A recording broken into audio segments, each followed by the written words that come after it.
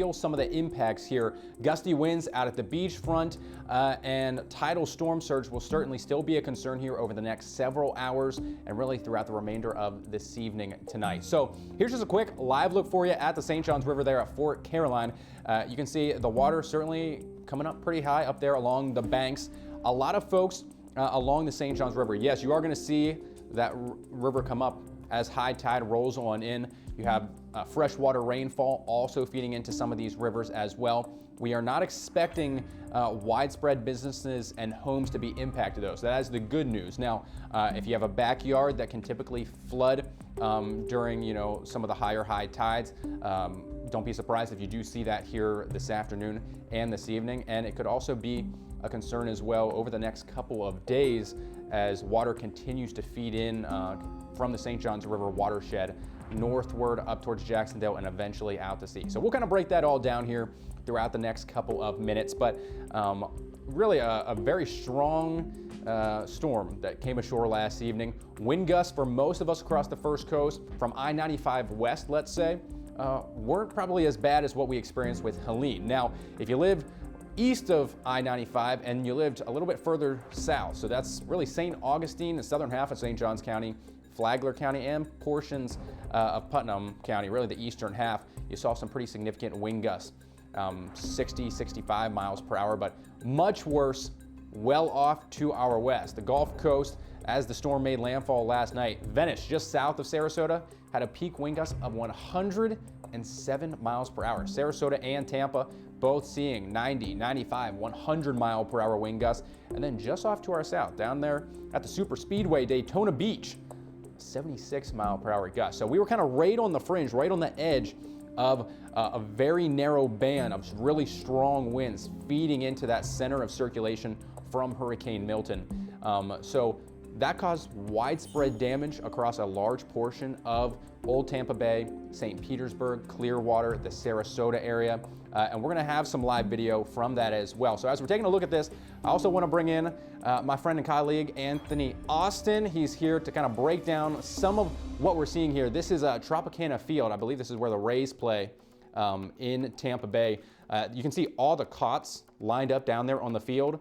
I believe first responders were supposed to be sleeping there, and that roof completely just getting torn off. So just incredible scenes. If we can we pop up Anthony's shot here? Welcome him to all the viewers tuning in here this afternoon. Yeah, so we're looking at this video right now. I don't think they can pop me up right now, but I think everyone can hear me. So yeah, this video was something to see. I remember watching this live last night while this was going on in St. Pete, just to see this happen. I mean, and I might have missed this earlier. How strong were the winds down there at the time? So Tampa saw anywhere from about 90 to 100 mile per hour wind gusts. Just to the south, the winds peaked from 100 to 105 and 107 in Venice, but still incredibly strong, damaging winds. And that's, I believe, one of the cranes that got brought down. Oh yeah. Yeah, this is what, right outside the stadium there? Right yeah, outside Tropicana Field? I believe so, yeah. Just incredible shots of not only the property damage and building damage, but trees down as well. I know they have extensive power outages all across much of Tampa, and that kind of continues right up I-4 through the Orlando area, and then towards the First Coast too, Anthony, up towards St. Johns County, Flagler have a ton of power outages still remaining from last night's storm. If you guys can go ahead and pop us up, and let's just kind of answer some viewer questions that we have about what's happening, kind of what's the latest in the tropics. You know, Ross, I woke up this morning to a lot of text messages from people, and I've seen some of our viewers asking the same question too. What's the deal with Nadine? So Nadine, what people think will be Nadine, is a non-existent storm right now. There are areas, or really one area out in the far eastern Atlantic, just off the coast of West Africa, that the National Hurricane Center is monitoring, but we are not expecting that to firstly impact Florida, and it may not even increase into a tropical storm.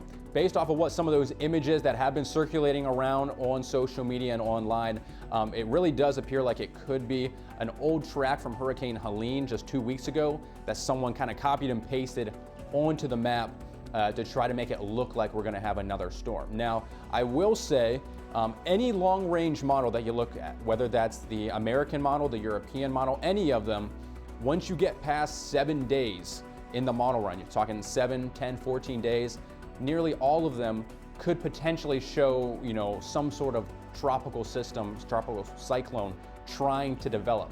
Why is that? Well, the Gulf, still very, very warm. The Western Caribbean, the waters are still very, very warm. So areas that we can typically see tropical cyclone formation occur at this time of the year, it's still conducive for that. So long-range models will still try to depict that, but you really can't rely too heavily on models much further out than about, that 6 to 7 day mark. That's why our extended forecast is generally only about 7 days, because past that, there's just too much margin for error within the forecast. And we'll kind of break that down a little bit. Before we get to a few more of the questions, Anthony, I am just going to kind of go through kind of the remainder of the forecast for this evening, let some folks know local weather-wise here. This is just an image of what Milton looked like last evening as it tore across central Florida and then offshore shortly after about 5 a.m. earlier this morning. We do, though, still have, well, I guess before we get to that, this is just the latest cone. Now post-tropical Milton, so I had mentioned that earlier, was a hurricane, has continued to weaken, sustained winds now at only 75 miles per hour, and is pretty much headed due east right offshore. So not too concerned about that. The National Hurricane Center, though, does still have us in a tropical storm warning, primarily due to some of the still very gusty winds out at the beach front. A hurricane warning still in effect there for the marine areas just off the coast of Nassau, Duval, St. Johns, and Flagler counties. But also the tidal storm surge threat, I believe, is why the National Hurricane Center still does have that tropical storm warning and the storm surge warning in effect yet here through the remainder of this evening. But again, we're now on the backside, the west side of this system. Still very strong northeasterly winds feeding on in here across the eastern part of the first coast. Few real stray, narrow lines of showers trying to come on in, primarily from St. Augustine south. So if you live in some of those coastal areas that did get hit fairly hard last evening, you might see a few light showers, but otherwise, most of the cloud cover we have overhead right now, we're not anticipating that to bring in any more rain. We got a lot of dry air filtering in, and we'll take a look at that here in just a second. Wind speeds, so these are sustained winds, anywhere from about 15 to 20 miles per hour, a little bit windier there up or out at Mayport right now, sustained at about 25. Wind gusts still anywhere from about 30 to 40, especially out at the beaches. So pretty much from Ponte Vedra up to Jack's Beach, up to Atlantic and Neptune, and then eventually to Mayport. That's where you're going to still see your strongest wind gusts of that 30 to 40 miles per hour. Now, let's break down a little bit of why we're still going to see some concerns with regards to the storm surge, the tidal storm surge, and just really high waters in our rivers here over the next couple of days. Firstly, we had a fair amount of street flooding yesterday from a lot of the rain, especially in the southern half of St. Johns County, Flagler County. So many areas picking up really about 6 to 8 inches. And then further south, the real heavy band of rain from Milton, folks seeing anywhere from 6 to nearly a full 12 inches of rain in some locations. And further south down towards Sanford, or really even closer to the Orlando area, that is the head of the St. Johns River. So all of this rainfall, all of this fresh water has to feed into the St. Johns River, and we have one of the few in the country and the world that actually flows north. So all of this water has to head north up through the eastern side of Putnam County, through western St. Johns, eastern Clay County, and then through Duval County as well before it finally feeds out to sea. So we got a lot of rain feeding into the rivers. We have that northeast breeze continuing to just kind of plug up the mouth of the St. Johns, trying to get all that water out into the ocean. So this water's really not being allowed to, exit the area. And then you also have high tide to factor in, which we do have the high tide map. I'll show you some places are already beginning to experience that here this afternoon. So those three factors combined, that's why we do still have that storm surge threat throughout the remainder of this evening. Primarily for the St. Johns River, we're talking 2 to 4 feet. For coastal areas, the beachhead and the beachfront will not be impacted, but those intercoastal waterways and the delta areas will see a potential storm surge of about 3 to 5 feet. Now, most folks are seeing anywhere from about 3 to 4. Chief Meteorologist Tim Deegan was telling me he was seeing it right around about 3 to 3.5, and that was about 2 hours ago. So that's bringing it up towards some of the rock walls, into some backyards, but we're not expecting houses, homes, and businesses to have water coming into your home. So street flooding will certainly be a concern.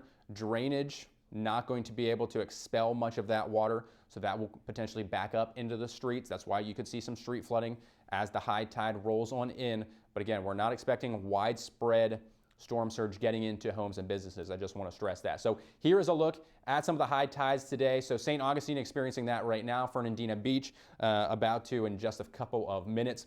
The Main Street Bridge, so downtown Jacksonville, and really a lot of the most populated areas along the St. Johns River.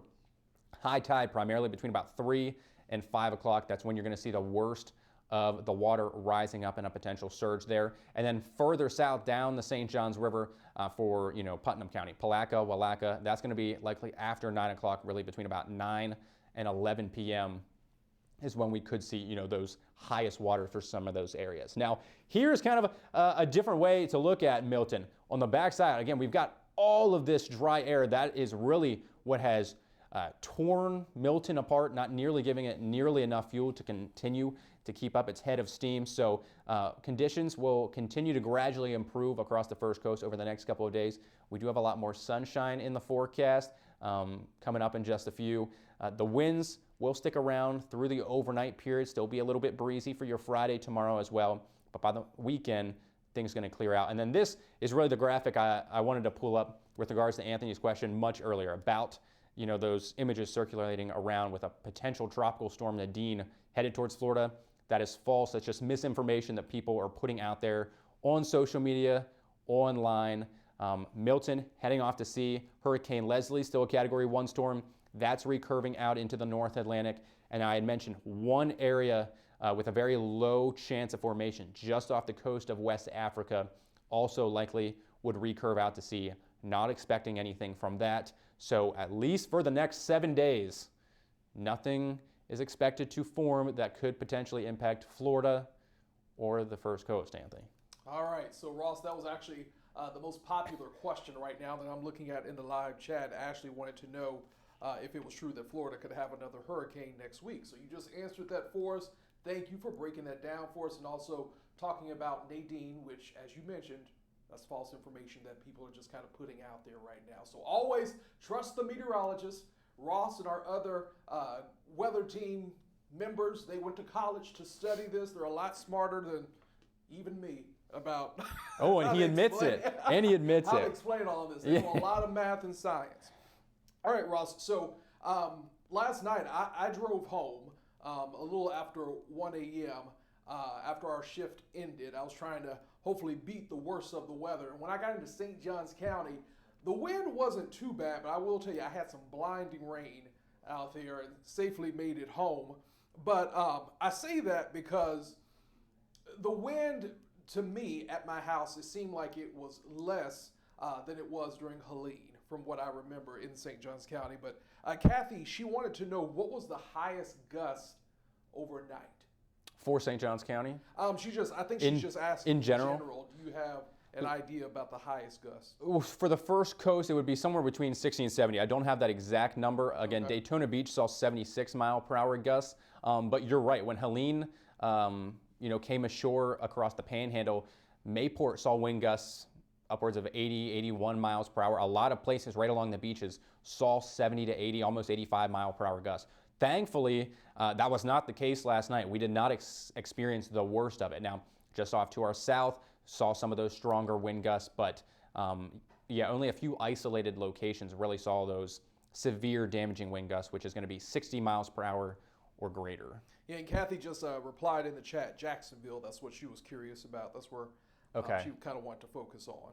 So thank you for answering that for us. I'm going to go here and look at some of the other questions that we had people asking earlier. And I saw one question. I don't know if you can explain this. Jack says he was confused by the west to east motion.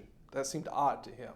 Okay, yeah. So we had an upper level trough and a front lined up right along that trough. So that's kind of why as Milton came northward, you almost saw that right turn right before landfall. That would be that upper level system, those steering currents in the jet stream finally kind of grabbing a hold of Milton and then pulling the storm eastward as that trough kind of came on through. You have a lot of subsidence behind the system, which really just means sinking air. That's why things are much drier, much cooler behind the system here today.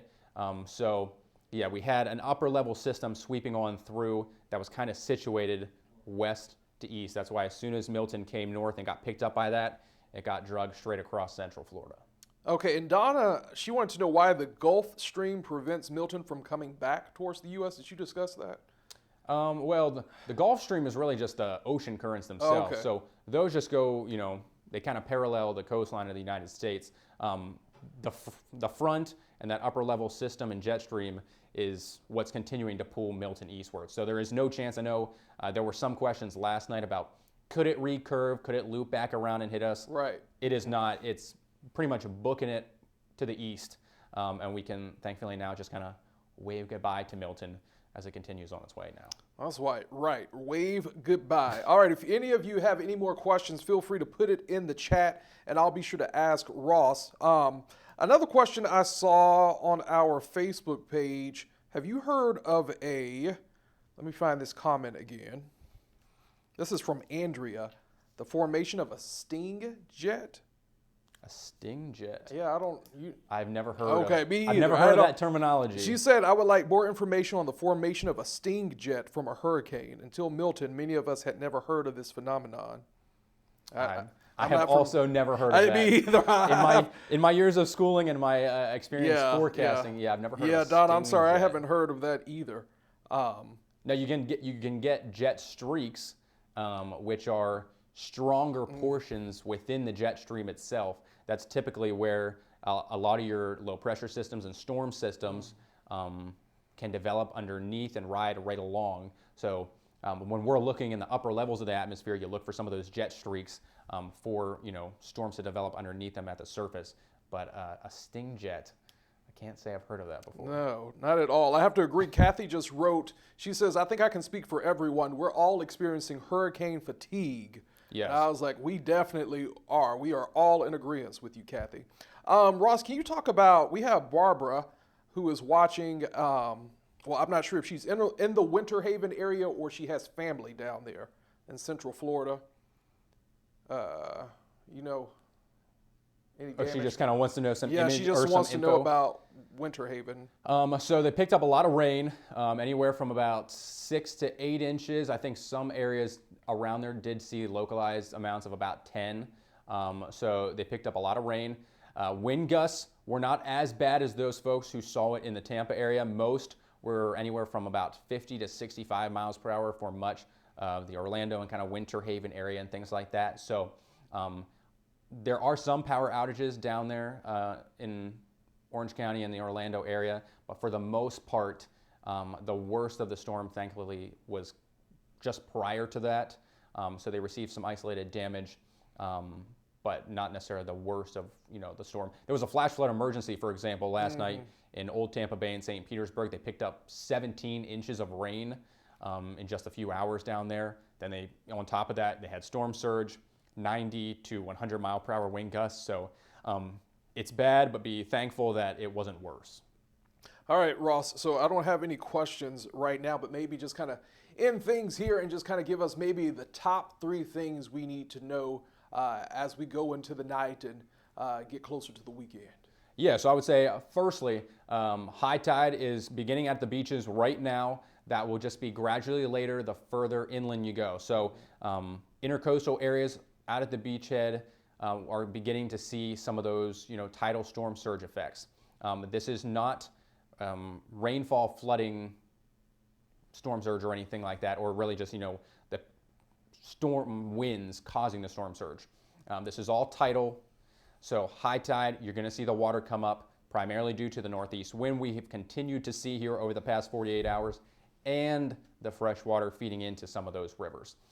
So not only is that going to be a concern here tonight, but really over the next several cycles of high tide, you are going to see the water come up, especially in the rivers as Some of the smaller creeks and streams feed into either the Trout, the St. Johns River, Egan's Creek up in Nassau County. We will continue to see that at least through tomorrow and even potentially into the weekend. So the high water is going to continue to be with us here for a while longer. So that would be point one. Point two, we have some good news. The weekend looking much sunnier. Again, I had mentioned the drier air coming in behind Hurricane Milton. That dry air is going to make things feel a little bit nicer. Yes, we're still going to be breezy for Friday, but sunnier skies, temperatures in the upper 70s tomorrow, back into the low to mid 80s for both your Saturday and Sunday. But it's going to be a great weekend to get outside, watch football, and maybe just try to relax, enjoy yourself, get a break from all of the hurricane chaos and mess. And I think maybe point number three, next week, Chief Meteorologist Tim Deegan and I, we were just forecasting a couple minutes ago, some parts potentially of the First Coast could see our first 40-degree temperatures. 40 degrees. Now, that's what I like. Now, I don't know if we'll see that necessarily in Jacksonville. Oh. I think, I know. Hey, we got friends up in the Okeechobee, Waycross, Blackshear. I think some inland southeast Georgia counties could maybe flirt with the upper 40s. We got a big front coming in. Might see a little bit of rain with it, but it really will be our first fall front. You might have to break out the sweatshirts. That's what I just want week. some hoodie weather. That's all I'm looking forward to.